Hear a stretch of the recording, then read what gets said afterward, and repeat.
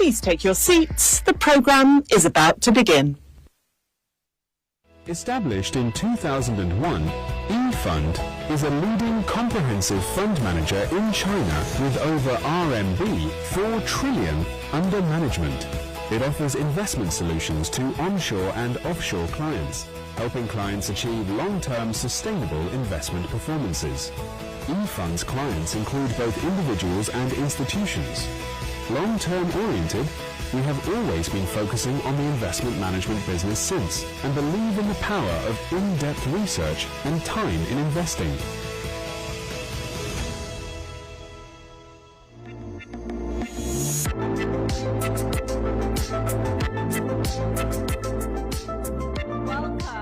Welcome, and thank you so much for joining us here for lunch today. For those that managed to get a seat, be very glad. We were oversubscribed massively, so unfortunately, many people didn't make it, but congratulations to all of you guys, you made the cut. Let's just get a show of hands here. Who here attended the previous sessions? So if you attended the previous session, raise your hand.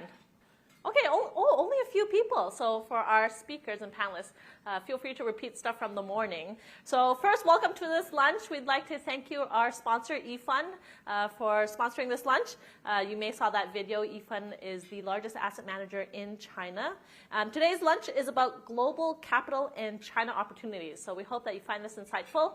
If it's any incentive to stay, we do have a very special takeaway gift for all of you guys at the end. It is the highly coveted Bloomberg umbrellas.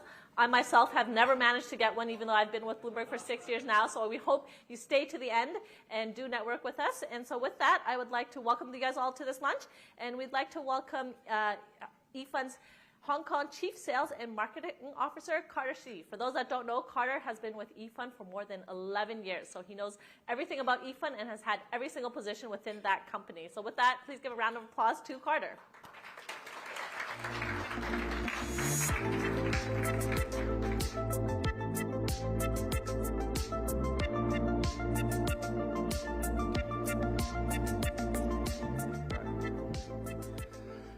Good afternoon. Distinguished guests, partners, and colleagues. It is a great pleasure to welcome you to today's exclusive lunch briefing, and it is an honor for eFund to be a sponsor for this year's Bloomberg flagship event. On behalf of our firm, first of all, thank you again for joining us when the global markets are both challenging and full of opportunity. At eFund, we have always believed that Hong Kong plays a unique and indispensable role as a bridge between China and the global financial system. The role is becoming more important today as capital flows become more interconnected and investors rethink how to allocate across regions and in an evolving landscape. Over the past decade, we have witnessed a profound shift in how global investors approach China, of course. What was once viewed primarily as a technical allocation is increasingly become as a strategic component of their long-term portfolios. Yet, at the same time, the pathway into China's markets and the strategies required to access them are becoming more nuanced. Today, investors are no longer asking simply whether to invest in China, but how. They are navigating a broader and more sophisticated toolkit: offshore versus onshore markets, public equities versus fixed income, active versus systematic strategies, and increasingly thematic and sector-driven allocations aligned with China's structural transformation.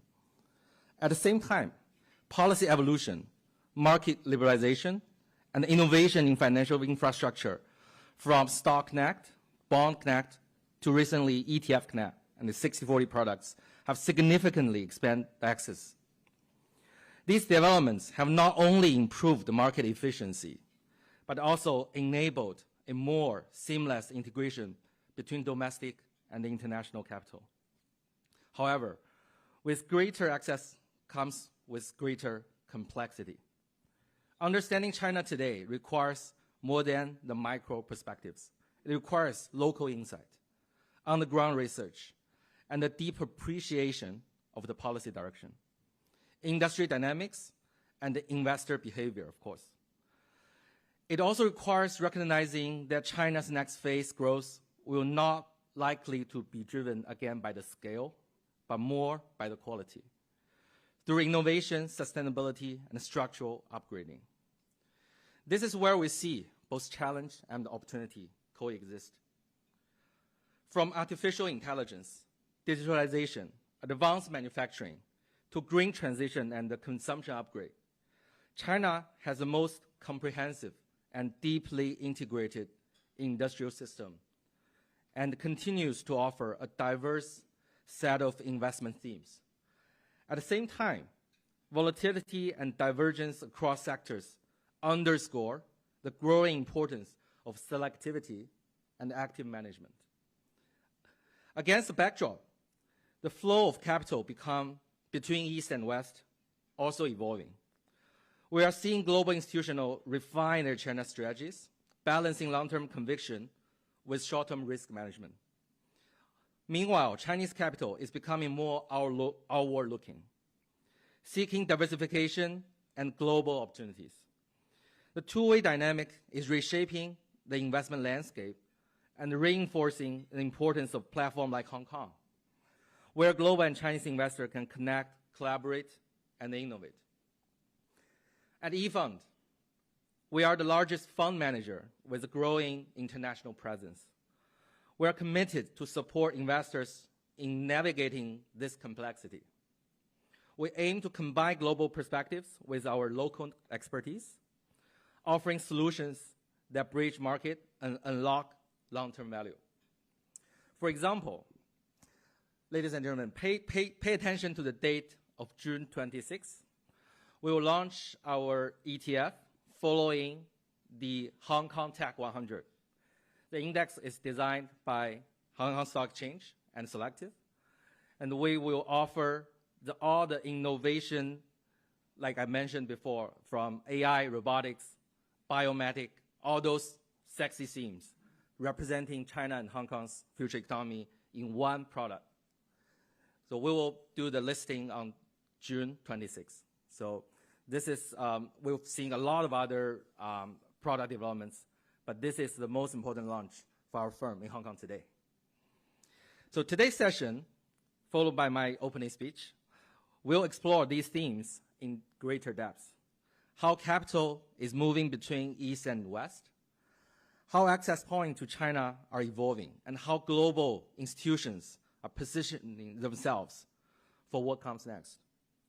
So we are fortunate to have an excellent panel later of experts who bring diverse perspectives and deep experience.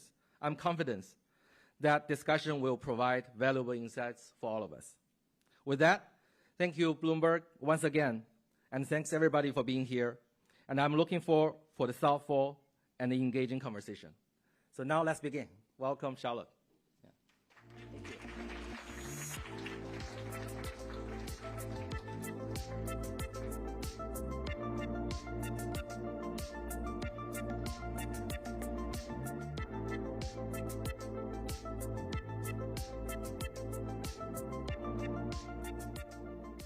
Thank you so much for being with us today, Brian. I know it has been a very busy year for you. The Hong Kong ETF market is booming, and also we're hitting that big 100 billion AUM milestone. So maybe start with what kind of products are you seeing most interest, and where are you looking to develop further? Yeah. Thank you, Charlotte, and it's a pleasure to be here today. Just quick introduction on myself. I'm Brian Roberts. I head up equity product development at the Hong Kong Exchange, and this is the ETF industry has really been one of the the bright spots of many of the bright spots that we have going on at the Hong Kong Exchange.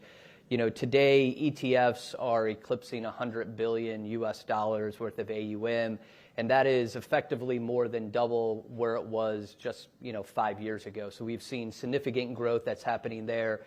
Also for ETF liquidity, the Hong Kong Exchange ETFs listed on HKX, we are now the 4th most actively traded ETF market globally, right? So that's a big accomplishment for the size and the scope of the products that we have here as well. So I think these are two very, very important kind of things that we see. Now, I was just in Japan last week for the S&P Global Conference, and it brings issuers, market makers in town from all over the world. And Hong Kong was the most talked about ETF market at that conference when it was talking about Asia Pacific. And again, I think all the things that we're seeing, number one, covered call ETFs, we have seen significant growth there. The LNI, the levered and inverse ETFs, we have the world's largest single stock LNI product listed on the exchange, tracking the SK Hynix performance. And then other things have happened where QQQs has also cross-listed on our exchange last year. So there's a lot of milestones and a lot of eyes and attention that are happening right here in Hong Kong. I want to follow up a little bit on the LNI products, which Hong Kong has been the forefront in Asia to allow listing of that products. And like you said, CSOP's SK Hynix is now already the world's biggest. And I think more excitement is that SFC has now expanded the scope that we can cover major Hong Kong listed stocks. So when can we be expecting the first batch, and what kind of stocks you're looking for there? Yeah, so I mean, again, this has been a really major development in our market. So the Hynix and the Samsung single stock LNI have been extremely popular. And the SK Hynix product, I mean, just kind of depending on the day, it's going to be our third largest ETF that we have listed on our market. And I think what has attracted investors to this, especially retail investors, is these are viewed as access products to get into a very difficult market out if you're a non-domestic investor. So we've seen a lot of attention, a lot of attraction for these kind of products. The SFC last Friday, they published the announcement on the back of the success of these products that they're going to extend single stock levered and inverse ETFs to mega cap, very large cap Hong Kong stocks. So this has been something that we've been working with the industry, the regulators on, have the proper regulations in place. So we'll start seeing these products, coming to market over probably the next couple of months. Yeah. Also, I think there's been a lot of talk about, for example, these LNI products' impact on the market volatility. So I wonder if you could tell us a little bit about, for example, what kind of infrastructure we think to safeguard that. Yeah. With these kind of products, there's always a lot of attention potentially around the rebalancing effects that they have as they have to re-gear themselves each and every day. From HKX's perspective, we have very robust risk measures that are in place from margining to make sure that clients' positions are margined appropriately. When you look at these kind of products as well, we want to make sure that they're sizable, that the underlyings are, so significant market capitalization and also significant liquidity, but not just liquidity in the stocks, but also within the derivatives themselves as well that can encompass them, whether or not it's index derivatives or the single stock futures types of markets or options as well. So from our perspective, we look at this and we feel that there is enough liquidity in the market to be able to absorb any kind of sizable rebalances that happened, given on a given day. And then I think the same thing with the Hynix products. We've been monitoring that. I think CSOP and the swap counterparties have done extremely well to be able to rebalance those kind of activities, throughout the day to have, minimal impact into the underlying pricing of the stocks. And what kind of demand are we seeing from Chinese mainland investors, given Hong Kong's important role as a gateway for capital? Yeah. Well, I think southbound connect is really probably one of the big areas for us to kind of look at. I think, number one, we've seen southbound investors coming through Connect. They're now trading about 120 billion Hong Kong dollars a day coming through there, and that's continuing to grow each and every year. Hong Kong ETFs are a part of that, and we've seen really kind of growing demand there. So they're trading about 6.5 billion Hong Kong dollars a day through the Stock Connect, to get into ETFs. Now, I think one of the big kind of areas of development that we've been really kind of seeing is around the 60-40 concept. So Carter had mentioned that earlier, where ETFs now, based on the eligibility rules of Connect, ETF issuers can construct products that hold 60% HKX-listed stocks and 40% international equities. One of these products was a KRX, or a Korea, Hong Kong kind of semiconductor product. That one has done extremely well. I think it's attracted probably about 600 million Hong Kong dollars worth of new assets under management. And these products now are becoming a big source of demand for southbound investors, because for them, it's a compliant channel for them to be able to come through and then also get that international exposure.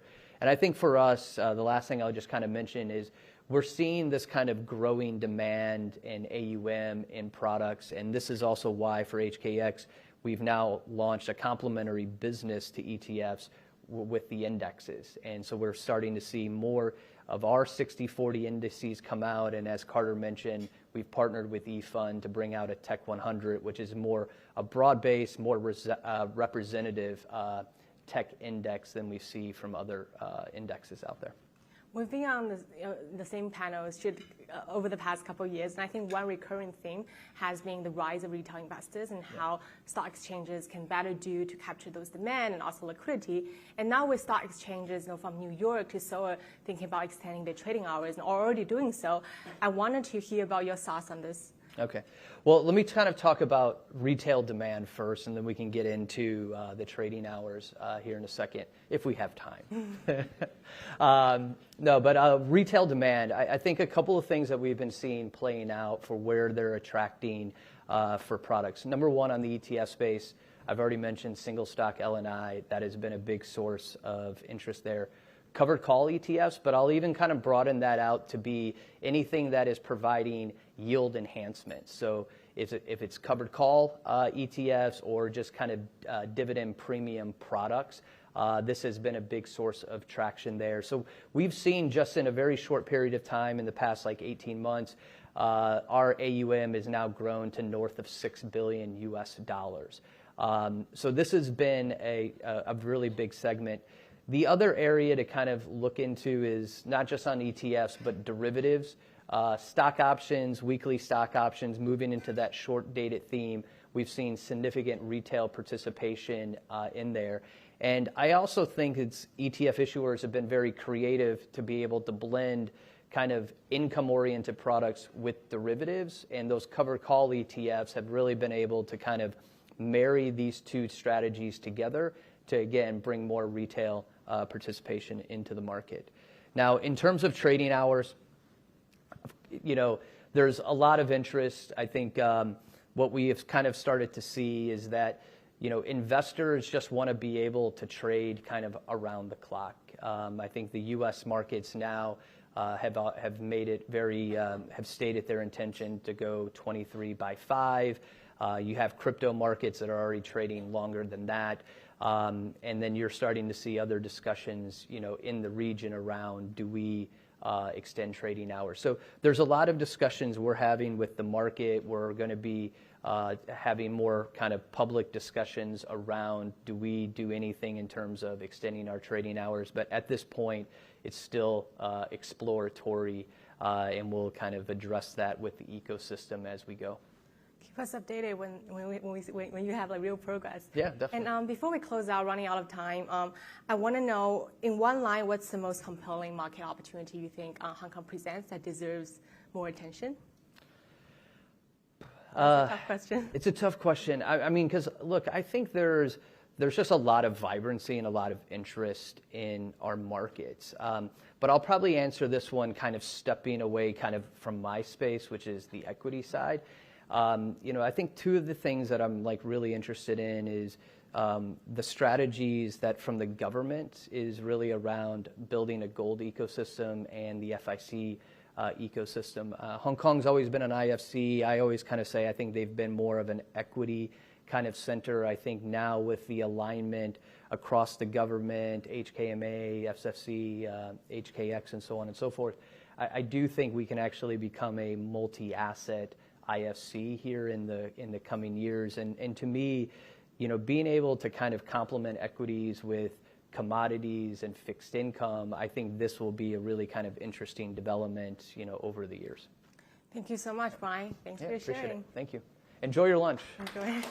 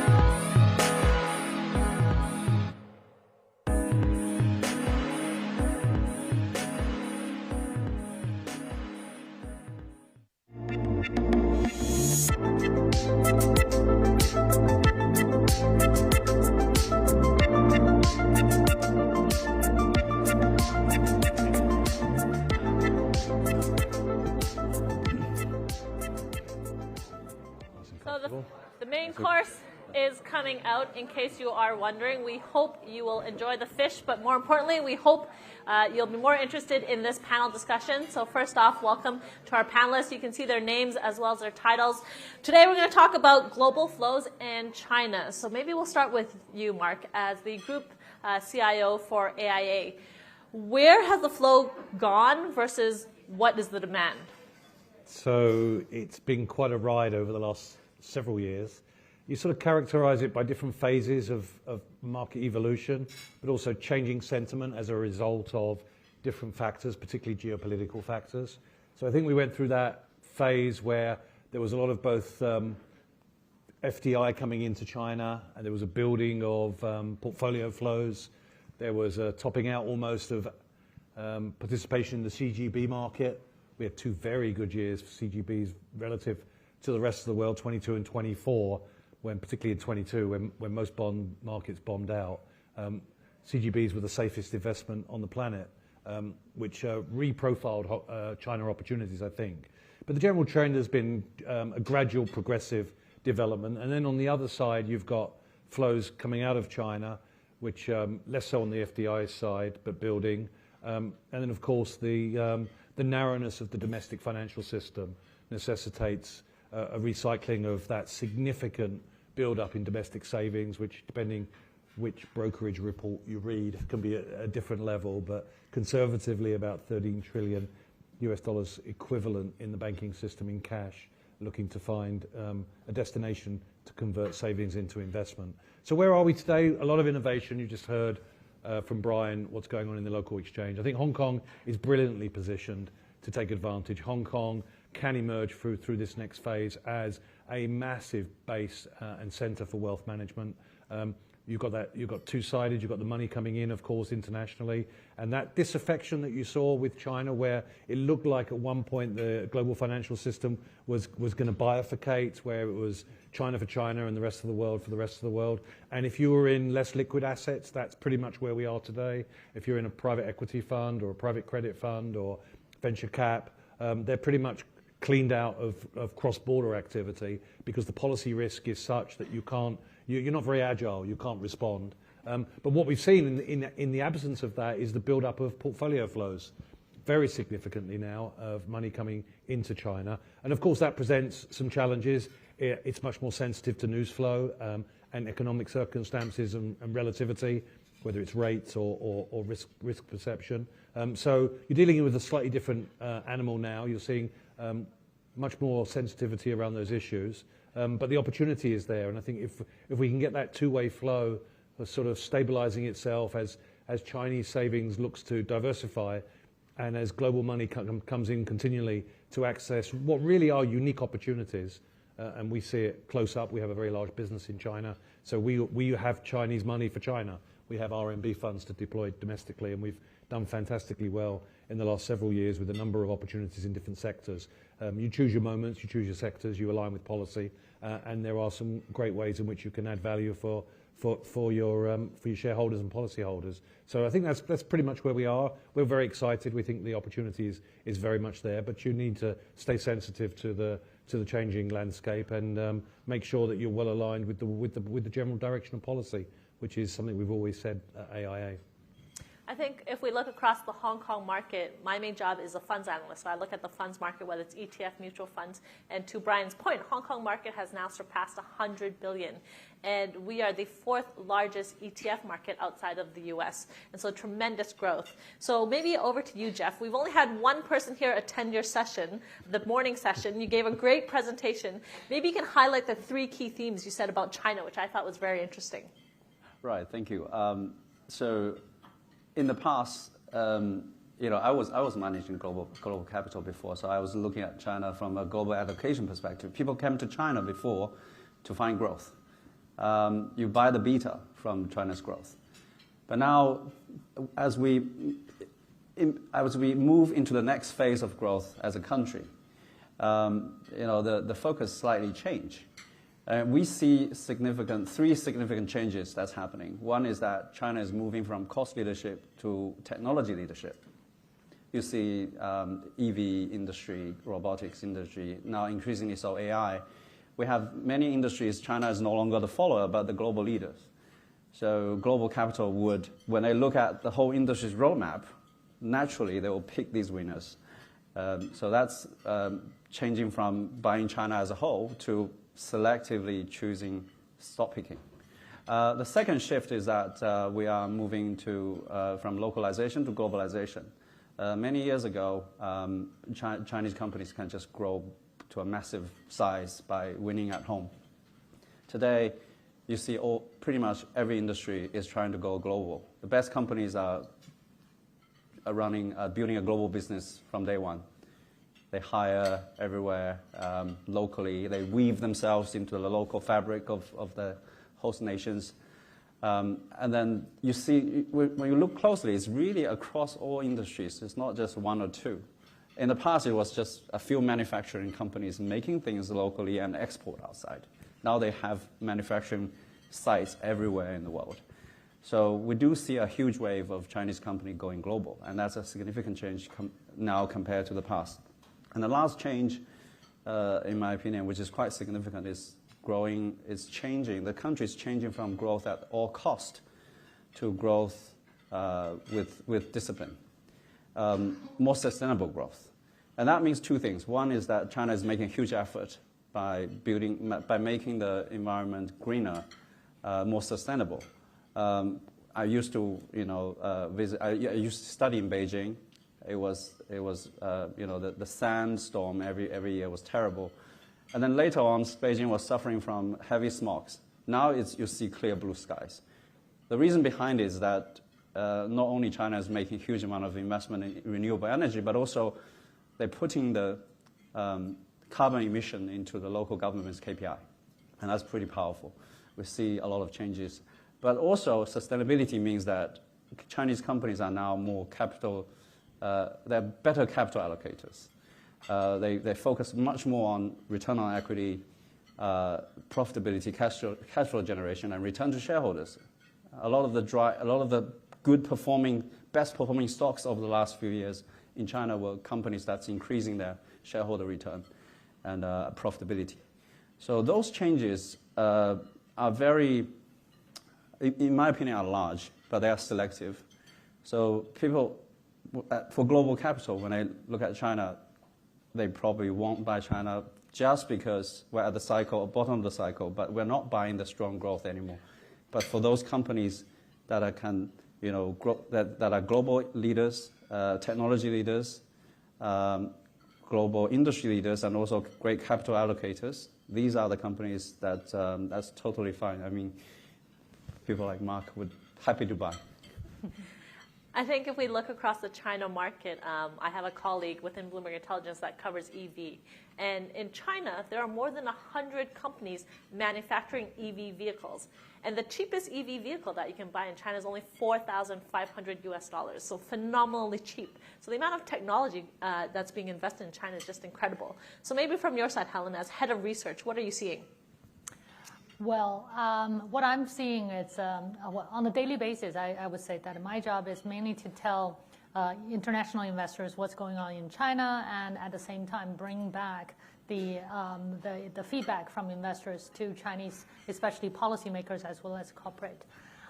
So I think I can divide probably this into 3 topics, especially to fit what we're talking about here in terms of capital flow, which is number 1, we're talking about inflow, number 2, outflow, and number 3, in which currency. In terms of inflow, what we recently saw is that a lot of the interests are around Asia, and people are talking about China. However, we're not necessarily seeing very strong, capital inflows coming in. So, for example, I was recently in Europe, in Brazil, I was in New York, and in DC. And a lot of people ask about how resilient China's growth is, especially amid this kind of energy shock. And our answer is that we think that actually China is probably the most resilient economy because of its policy response and energy security, et cetera. And clients will be very entertained while they listen to our stories, look at the charts that we present to them, and then they say, okay, fine, we buy that, no pushback, let's move on. How about Korea? So I think at the moment, especially this year, the challenge for Chinese, investment to come into Chinese, especially equity market, is that you've got outcompared by some of the neighbors in the region, and for very obvious reasons. And therefore, there is a lot more interest in talking about Taiwan, Korea, Japan, while China is outshined for the moment. But does it mean that China is not interesting? No, it isn't, because China is probably one of the largest economies where you can see not only just one sector that benefits from AI, but tremendously from a larger, many very broad and very big portfolio. So that's actually on the inflow side. We are a little bit, I think, at the moment under pressure, but clearly already doing much better compared to 2-3 years ago. But then if we talk about outflow, China in theory should be a big investor. If you look at China's trade surplus, on an annual basis, we're talking about $1 trillion plus, right? Last year was a record high 1.2 trillion. And what do China use, right? How do they use all this money?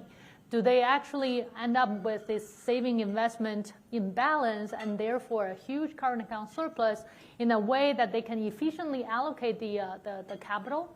Not necessarily, right? A lot of this is still in the form of export receipts held by corporate who are currently looking at interest differentials between renminbi and the dollar and deciding, you know what, I can get paid for about 3.5% in US dollar terms, well, probably 1.4, recently even after some improvement for renminbi for the same term around 2-3 months, then why bother, right? Why would I just say settle it back into renminbi? So everyone is just holding on to, US dollar denominated fixed income product. Is that the best use of capital? Not necessarily sure, right? And how about households? Do they make the similar decision?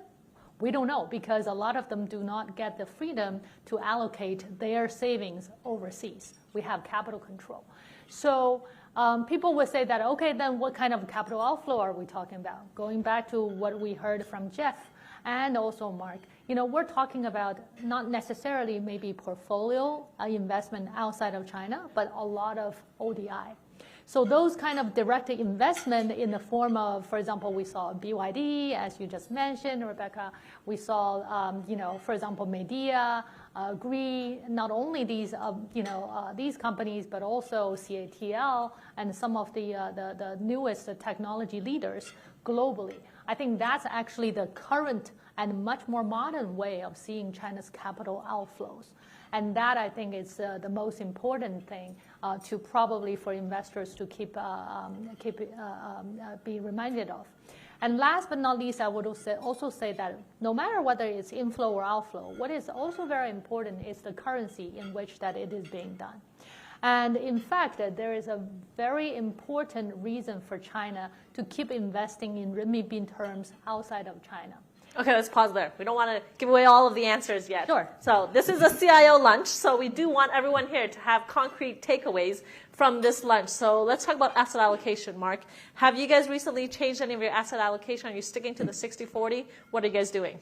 So for us, obviously, we're investing to meet our future obligations, which is to our policyholders, which I'd imagine many people in this room are AIA policyholders.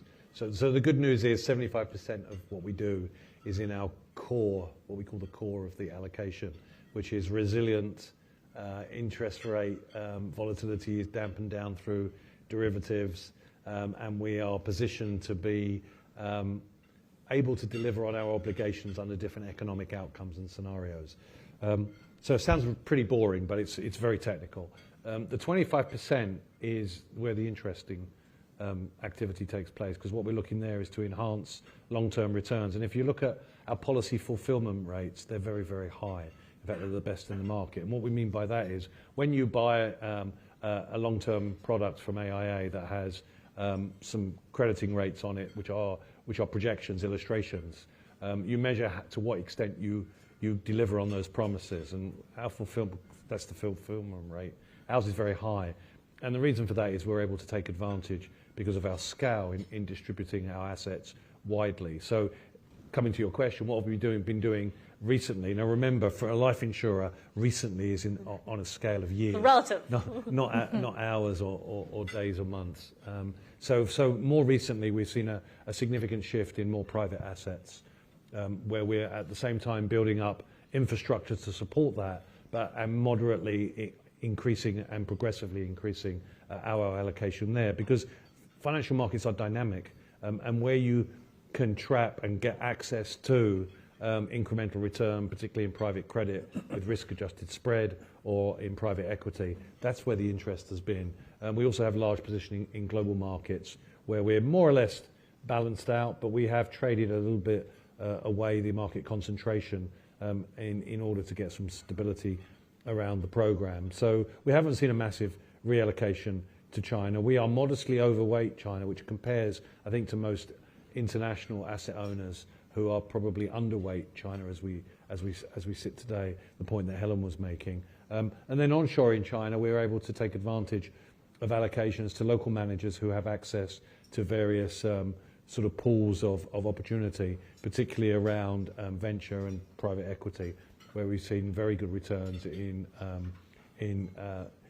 the medical sector, in the companies that are making making equipment that is relevant globally. And I think that's to Jeff's point. So you're picking winners there that are Chinese of origin, but they're looking at the global market. And typically what we're seeing now, and you see this coming through in the FDI numbers as well, you're seeing global firms who are really trying to capture the innovation in China, and they're willing to come to this part of the world, come to China, and tie up, take positions in companies, merge, acquire. And that's obviously to the benefit of some of the PE positions that we have. And the turnaround is, as everything, it surprises with speed and execution.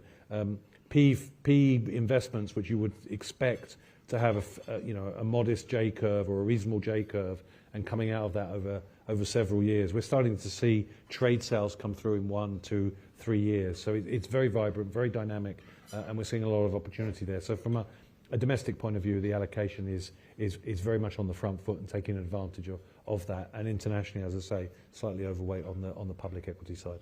If you guys want to know more about private markets, earlier this morning we did several sessions covering the private markets where I spoke to BlackRock, head of APAC, and they're very invested in the public markets, and she talks about the investment opportunities. But Jeff, anything you want to comment on an asset allocation perspective as a CIO? Right. I always thought global markets, global allocators have a very systematic way of allocating capital globally. The first question you ask is whether we're in a loose liquidity environment or tight liquidity environment. If it's tight, then you just shrink into the U.S. and European markets, and that's your core market for global capital. It's the largest size in the index. But when the liquidity is loose, you look elsewhere. But you don't look elsewhere just randomly. You pick the best fundamentals first, and then you look at the valuation. Is the valuation sensible? For the longest time, China was the consensus trade. It was a great growth story. And then up to a point, that position has been given to Japan, and last 2 years, Korea and Taiwan. So, and those capital allocations are very sensible, and because they are the easy question to solve. When you look at the order market, and these are the obvious ones to choose. And China are not that consensus trade yet. But as I earlier pointed out, you can find selective companies opportunities in there. So we wouldn't expect significant increase of allocation in China until our fundamental improves. And then I would expect allocation to be slightly underweight for a while. But then, per Mark's point, you buy the leaders in China, global leaders in China. Yeah, that's the situation we're in now. Helen, is there one sector that you like in China? Well, as economists, that's an easy one. We don't do sector picking, nor do we do market commentating. But I would say that probably just to relay our strategist view, the most important and most exciting sector at the moment in China might still be related to AI. Yep. And we think that this sector is what everybody is already very excited about. So I think, Mark, you wanted to comment on some of the upcoming IPOs, whether globally. It's globally, whether it's SpaceX, OpenAI. Yeah, I think certainly locally there's a fear of missing out here that everybody wants to be involved. Clearly there are a number of things that we've been trying to assess the impact of, one of which is the readiness for global indexes to take in IPOs ahead of the schedule which they would have historically prescribed. And that requires pre-positioning, and that's disruptive in terms of being fundamentally based. So we've been quite conscious of that, and if anything, that's adding to the concentration risk which you're getting rewarded for on a momentum basis. So I think this will take time to play through, and I think over the next several months it's probably going to obscure what sort of top-down allocators are thinking, because they'll need to navigate that. I think Bonnie Chen did a session earlier this morning, and she's commented on the SpaceX IPO and how as Hong Kong and China you can't get access to it. But she was like, even though you can't get access to it, I'm sure that as part of the food chain or the supply chain, that some of the companies further down along SpaceX are in China and in Hong Kong. So by default, you'll still get access to that through some of the local companies. So if we look towards China and the investment opportunities, Jeff, what are they? Pick one. Investment opportunity in China. Would it? Yeah. Again, the problem is that the fundamental for AI is so dominant, it's so much better, and the size of the opportunity is so much bigger. That's precisely the reason that pretty much in every country, in every market, the AI companies' performance are dwarfing the rest, which is sensible. Again, it's when Anthropic is generating that much return from that and growing that fast, it attracts the whole world's capital into this sector. So that's AI. And then for you, Helen, you've looked at China for many years now. If you looked at where the investment opportunities were before and now, what are some of the differences that you see? I would say that the global kind of trendy, kind of mentality is always to look for something that globally everywhere else everybody is talking about. And however, I would say that the shift has clearly come more visibly to China if you look at China more closely. And nowadays, I would say that probably beyond AI, an out of consensus pick would be, maybe going forward, more focus on culture and entertainment, service-related sectors. For example, I happened to come across to an airport store yesterday because I happened to be at the airport 2 hours ahead of time, which never happened. And I just realized that this is in Beijing, the Forbidden City, souvenir shop at the Peking Airport, Terminal 3, was so impressive. I was completely taken back because last time I checked, it was probably 1/10 of the stock over there. Now the variety is completely overwhelming. So I think that we are probably overlooking some of those areas while we're focusing on what everybody is talking about. Mark, any comments? Yeah, I think that's a great point. I mean, the sort of conventional view of the Chinese economy, people haven't been into China for some time. I think they'd be surprised by what you see, particularly in the tourist sector. The quality, the service, the opportunity there is palpable when you visit. I think the other aspects, again coming back to what I said before, I think biotech medical supplies. China's leading the world. It dominates new patents in healthcare. If you're in that segment of the global economy, you have to do business with China, and international firms have a problem. The pharmaceutical firms are struggling because they've got retiring patents, they're cash rich, either they invest the money or they return it to shareholders and shrink.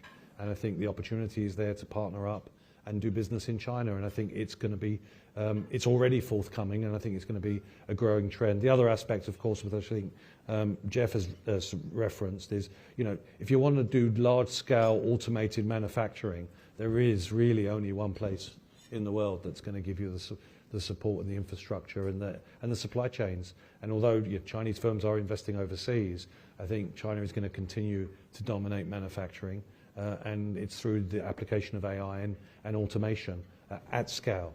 And I think international firms are going to make money out of it. And if you were at the China Development Forum, that was clearly the message up there in Beijing.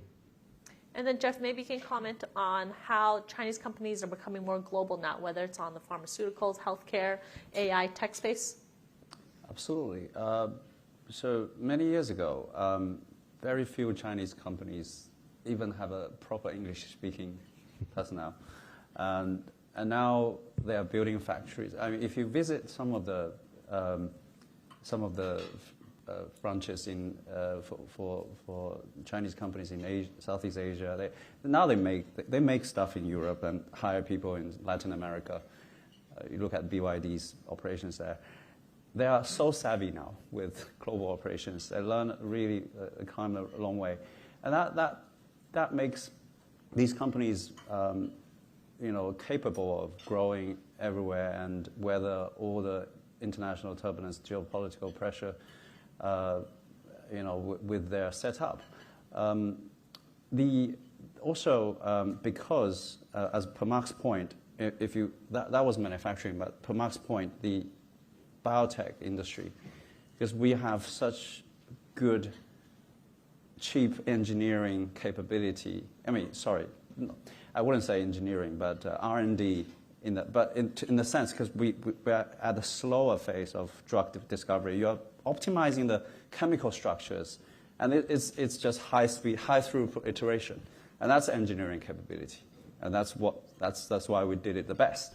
That's why we, for the next phase, until we have the next big breakthrough in drug discovery, and all the innovation will be done for the next few years in this way, and Chinese companies are going to do it the best. And international companies will come and purchase them because it's so much cheaper. Same with all this. We talk about SpaceX, AI, SpaceX, NVIDIA, all those companies. Their ambition to grow, they rely on Chinese supply chain. There's only the technology frontier are all dominated by Chinese component manufacturers.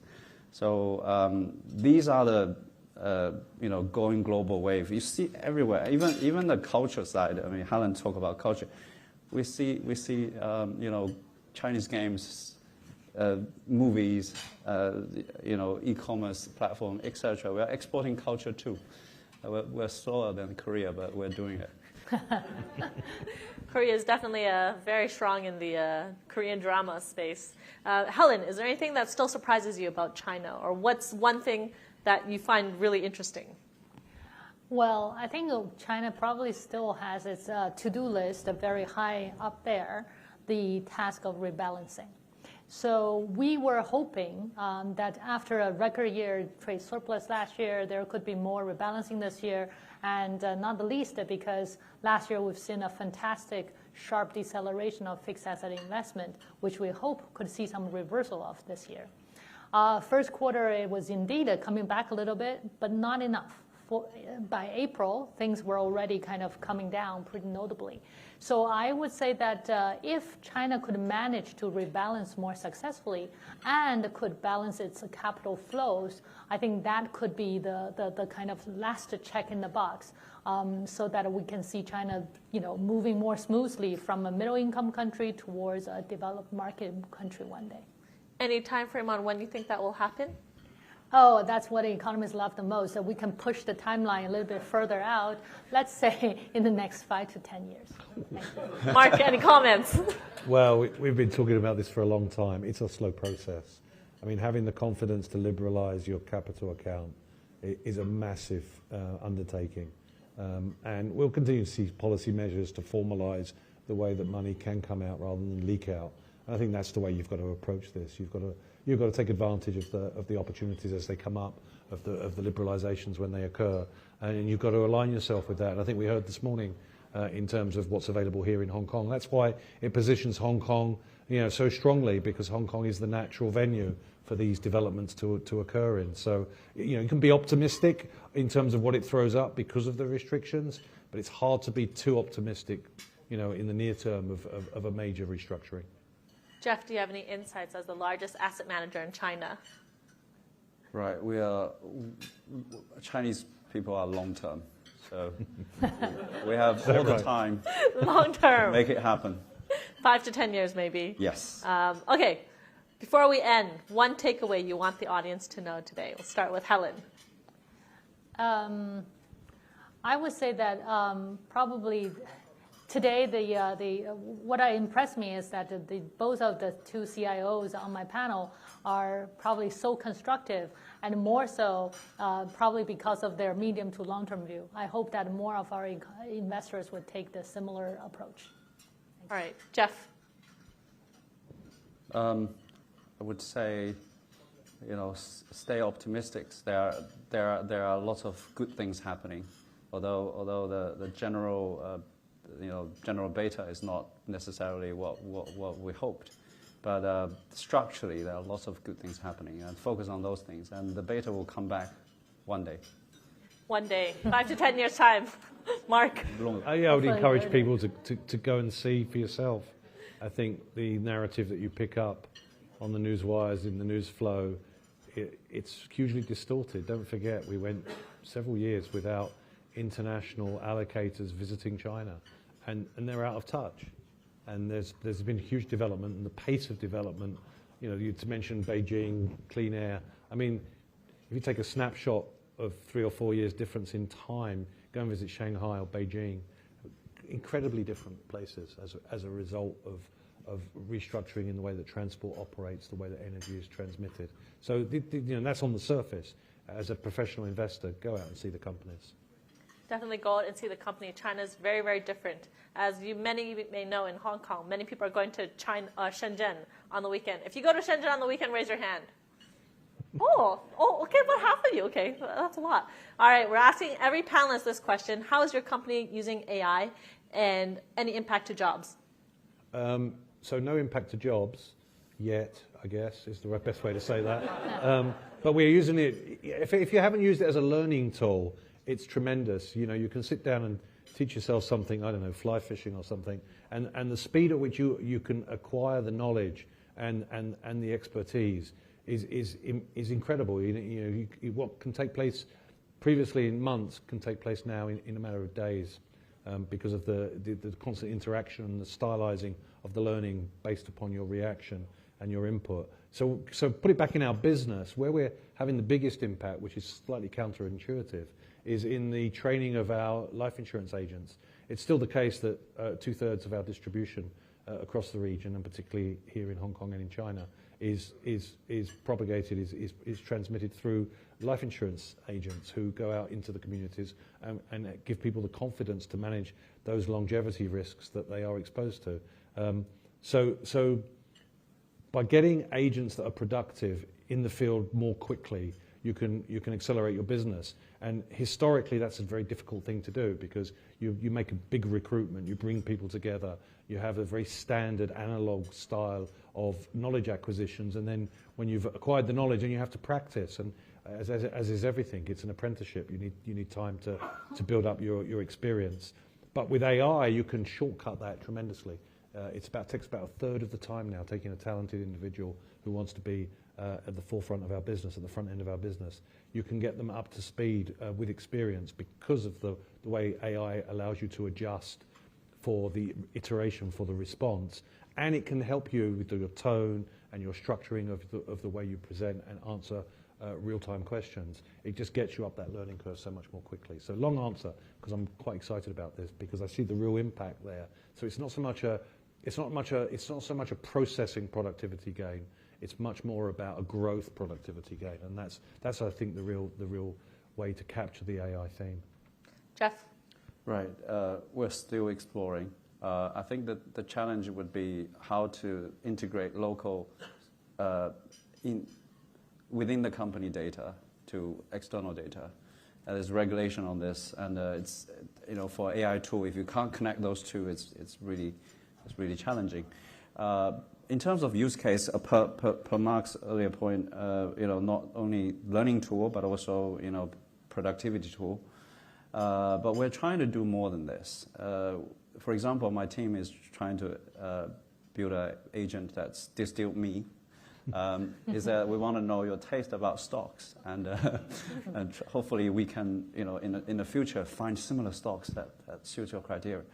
And that's what AI native team research and investment looks like. I don't think many.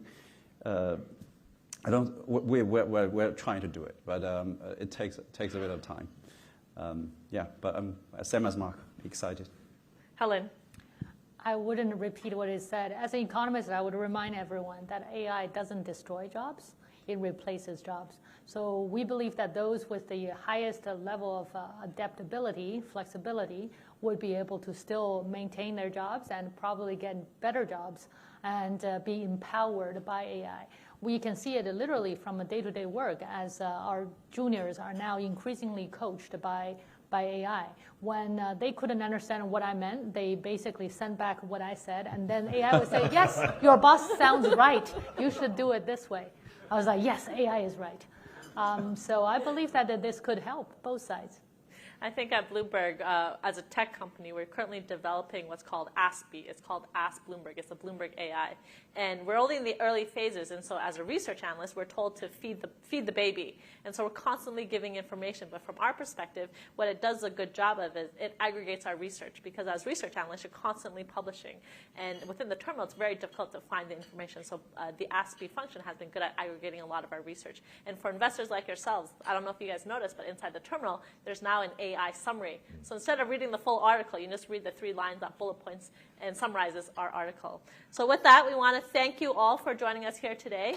A special thank you to eFund, our sponsor for this lunch. And I do have to make a correction.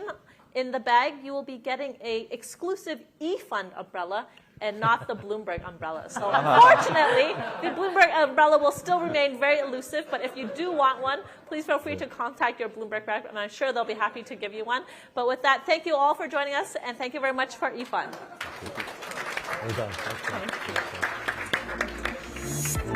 Feel free to network and come speak to any of the panelists if you guys want. Thank you. Thanks.